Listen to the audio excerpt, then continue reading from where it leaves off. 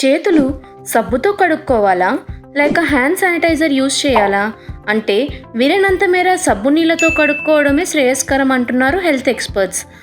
ఆల్కహాల్తో కూడిన శానిటైజర్లతో కూడా శుభ్రం చేసుకోవచ్చు, కానీ సబ్బుతో కడుక్కోవడానికి అవకాశం లేనప్పుడు మాత్రమే శానిటైజర్లను ఉపయోగించాలని నిపుణులు స్పష్టం చేస్తున్నారు.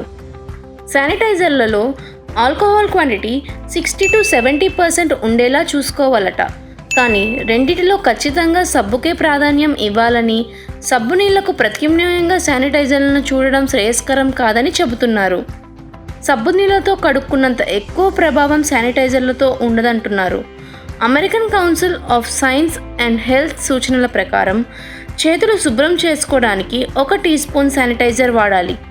దీంతో చేతులపై ఉండే సూక్ష్మ క్రిములు చనిపోతాయి, కానీ వాటి అవశేషాలు మాత్రం ఉండిపోతాయి.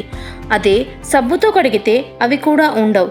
ఏదేమైనా తగిన మోతాదులో శానిటైజర్ వాడడం వల్ల లేక 30 సెకండ్ల వరకు సబ్బు నీళ్ళతో కడగడం వల్ల ఈ కరోనా వైరస్ నుంచి మనల్ని కొంతవరకు రక్షించుకోవచ్చు.